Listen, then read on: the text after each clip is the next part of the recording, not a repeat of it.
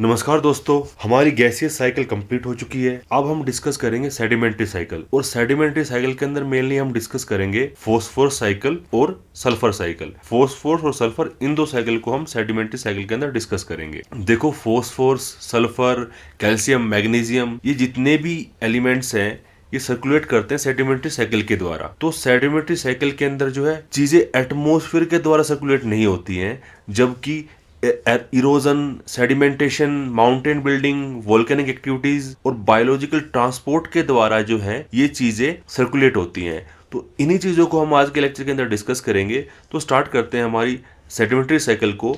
और sedimentary cycle के अंदर सबसे पहले स्टार्ट करते हैं फॉस्फोरस साइकिल। पहली बात तो सबसे पहले हम जानेंगे फॉस्फोरस की इंपॉर्टेंस। देखो, फॉस्फोरस जो है एक असेंशियल एलिमेंट है सब लिविंग ऑर्गेनिजम्स के लिए। ये एक काफ़ी इंपॉर्टेंट रोल प्ले करता है काफ़ी बायोलॉजिकल प्रोसेसेस के अंदर, जैसे कि डीएनए, आरएनए, इनके अंदर। उसके अलावा अगर बात करें energy transfer, formation of bones और टीथ, हड्डियां, जाड़, दांत, इनकी फॉर्मेशन। उसके अलावा डीएनए, आरएनए, इनके अंदर फॉस्फोरस जो है काफ़ी एक इंपॉर्टेंट रोल प्ले करता है।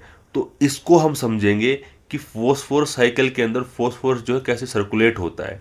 पहली चीज तो आप समझ गए होगे कि फॉस्फोरस जो है वो एटमॉस्फेरिक कंपोनेंट्स के द्वारा सर्कुलेट नहीं करता। जैसे कि नाइट्रोजन और कार्बन साइकिल के अंदर हमने देखा था कि ये जो गैसेस साइकिल है ये एटमॉस्फेरिक कंपोनेंट के द्वारा जो है एक साइकिल बनाती है और उस तरीके से सर्कुलेट करती हैं। उसके बजाय जो सेडिमेंट्री साइकिल्स हैं जैसे कि फॉस्फोरस और सल्फर, ये जो है एटमॉस्फेरिक कंपोनेंट्स का यूज नहीं करते हैं। उसके अलावा ये यूज करते हैं सॉइल का, वाटर का और जो लिविंग ऑर्गेनिजम्स हैं उनका। सो सेडिमेंट्री साइकिल के अंदर मेनली आपको कौन से कंपोनेंट्स मिलेंगे? सॉइल, वाटर और लिविंग ऑर्गेनिजम्स। एटमॉस्फेरिक कंपोनेंट्स यहाँ पे आपको प्रेजेंट नहीं मिलेंगे। तो इन्हीं कंपोनेंट के थ्रू जो है सेडिमेंट्री साइकिल्स कंप्लीट होती है। और फॉस्फोरस साइकिल के अंदर भी हम इनको ही डिस्कस करेंगे। तो सबसे पहले डिस्कस करते हैं वेदरिंग और इरोजन।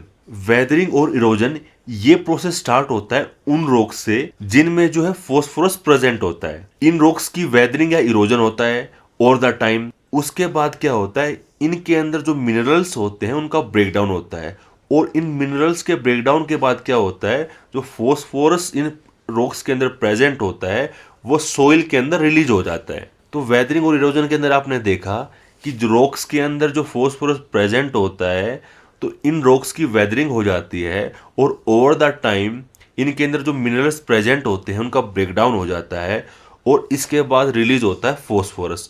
और ये जो फॉस्फोरस रिलीज होता है ये सोइल के अंदर अब्सॉर्ब हो जाता है। अब बात आती है सेकंड पॉइंट की। सेकंड पॉइंट के अंदर क्या होता है, अब्जॉर्प्शन बाय प्लांट्स। जो फॉस्फोरस इरोजन और वेदरिंग के द्वारा सोइल के अंदर मिल गया था, अब उसका क्या होगा, अब उसका अब्जॉर्प्शन होगा। और अब्जॉर्प्शन कौन करेंगे? अब्जॉर्प्शन करेंगे प्लांट्स। प्लांट्स जो है अपनी जड़ों के द्वारा, अपने रूट्स के द्वारा जो है इस फॉस्फोरस को अब्जॉर्ब कर लेते हैं। और ये जो अब्जॉर्ब करते हैं ये इनऑर्गेनिक फॉस्फेट होता है और ये फॉस्फेट आयन के रूप में प्रेजेंट होता है, PO4 3-। ये जो फॉस्फेट आयन है इसको जो है पौधे ऑब्जॉर्व कर लेते हैं। उसके बाद आता है थर्ड पॉइंट। थर्ड पॉइंट के अंदर क्या होता है, consumption by animals. First point में देखा वेदरिंग और इरोजन के द्वारा जो है फॉस्फोरस रिलीज हो जाता है सोइल के अंदर और सोइल के अंदर जो फॉस्फोरस पड़ा रहता है उसको प्लांट्स ऑब्जॉर्व कर लेते हैं फॉस्फेट आयन के रूप में। तो ये इनऑर्गेनिक फॉस्फेट जो है ये प्लांट्स ऑब्जॉर्व कर लेते हैं।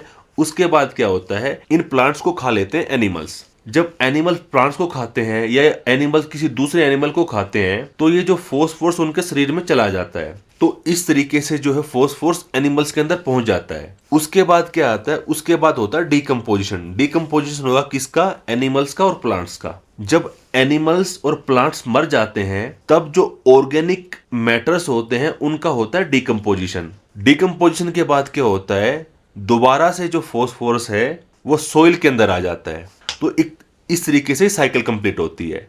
साइकिल कहां से स्टार्ट हुआ था, रॉक्स का जो है वेदरिंग और इरोजन होता है, उससे जो फॉस्फोरस सोइल के अंदर आता है। सोइल के अंदर जो फॉस्फोरस था, जो इनऑर्गेनिक फॉस्फोरस था, वो प्लांट्स के अंदर चला जाता है और प्लांट्स को खा लेते हैं एनिमल्स।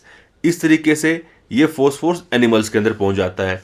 और जब एनिमल्स का डिकम्पोजिशन होता है तो क्या होता है, ये फोस्फोरस जो है दोबारा से सोइल के अंदर आ जाता है। तो इस तरीके से ये साइकिल कंप्लीट होता है। तो हमने यहाँ पे देख लिया weathering, absorption by plants, consumption by animals and decomposition. In components को जो है हमने समझ लिया है। अब नंबर आता है रन ऑफ का और ह्यूमन एक्टिविटीज का। देखो रन ऑफ में होता क्या है, देखो रन ऑफ के अंदर क्या होता है, रन ऑफ या इरोजन के द्वारा क्या होता है, जो फोस्फोरस सोइल के अंदर होता है उसका ट्रांसपोर्टेशन होता है। ट्रांसपोर्टेशन कहाँ होगा, वाटर बॉडीज के अंदर, जैसे कि रिवर, जैसे कि लेक्स, ओशन, इन सब के अंदर जो है फोस्फोरस का डिपोजिशन होगा। रन ऑफ के द्वारा जो है फोस्फोरस का ट्रांसपोर्ट होगा, और ट्रांसपोर्ट होकर जो है वाटर बॉडीज के अंदर जैसे कि रिवर, लेक्स और ओशन, इनके अंदर उनका डिपोजिशन हो जाता है। और ये फास्फोरस जो है एक्वेटिक लाइफ को सस्टेन करने के लिए काफी जरूरी होता है। रन ऑफ के साथ साथ हम एक और पॉइंट यहाँ पे डिस्कस करेंगे, वो डिस्कस करेंगे ह्यूमन एक्टिविटीज। जैसे ह्यूमन एक्टिविटीज जैसे एग्रीकल्चर और एक्सेसिव यूज ऑफ फर्टिलाइजर, इनकी वजह से क्या होता है, ये फोस्फोरस साइकिल का जो नेचुरल फ्लो है उसको डिस्टर्ब कर देते हैं, उसको प्रभावित कर देते हैं। इससे क्या होगा, एक्सेसिव एल्गाई बूम होगा। यूट्रोफिकेशन, ये वर्ड आपने पहले भी सुना होगा, मैंने समझा है यूट्रोफिकेशन क्या होता है। तो क्या होगा, ये एल्गाई बूम और यूट्रोफिकेशन जो है, इनकी प्रेजेंस आपको वाटर बॉडीज के अंदर देखने को मिलेगी। तो ये क्यों होता है, ये एक्सेसिव फर्टिलाइजर और जो एग्रीकल्चर एक्टिविटीज हैं उनकी वजह से होता है। इनकी वजह से क्या होता है, फोस्फोरस साइकिल का जो नेचुरल फ्लो है वो डिस्टर्ब हो जाता है, और उसकी वजह से जो वाटर बॉडीज होती हैं उनके अंदर आपको इस तरीके की पिक्चर्स देखने को मिलेंगी।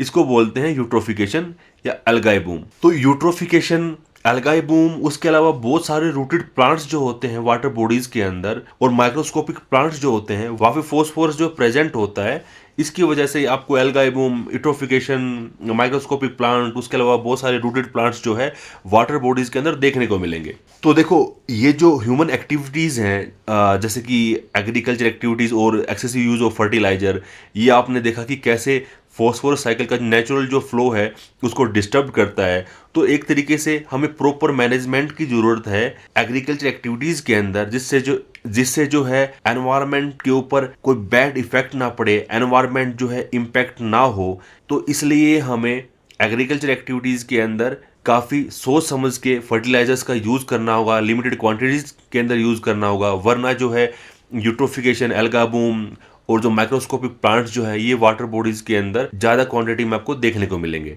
उसके बाद नंबर आता है सेडिमेंटेशन का। दोस्तों सेडिमेंटेशन के अंदर क्या होता है, यहाँ पे आप देख पा रहे होगे इन वाटर बॉडीज के अंदर यहाँ पे जो फोस्फोरस जो है ये इसकी तलहटी में बैठ चुका है, इस तलहटी के अंदर ये सेटल हो चुका है। तो ओवर द टाइम क्या होगा, यहाँ पे सेडिमेंटेशन होगा, और बहुत लंबे टाइम तक ये जो फोस्फोरस के सेडिमेंट है इस वाटर बॉडीज के अंदर प्रेजेंट रहेंगे। और दोस्तों एक लंबे टाइम के बाद जब इन सेडिमेंट्री रॉक्स का, जिसके अंदर फोस्फोरस प्रेजेंट है, उनका जियोलॉजिकल अपलिफ्ट होगा, वो वाटर बॉडीज से जब बाहर आ जाएंगी, तो उसके बाद क्या होगा, उसके बाद वही एक्टिविटीज दोबारा स्टार्ट हो जाएंगी, वेदरिंग एंड इरोजन। और वेदरिंग इरोजन के द्वारा क्या होगा, दोबारा से फोस्फोरस जो है सोइल के अंदर आ जाएगा। उसके बाद जो है इसको दोबारा से पौधे अब्जॉर्ब कर लेंगे, उन पौधों को जो है एनिमल्स खा लेंगे, और इस तरीके से वो साइकिल दोबारा से घूमेगी।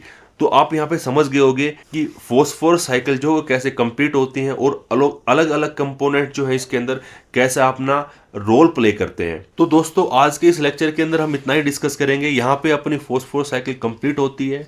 नेक्स्ट लेक्चर के अंदर हम डिस्कस करेंगे सल्फर साइकिल। सल्फर साइकिल भी एक सेडिमेंट्री साइकिल है।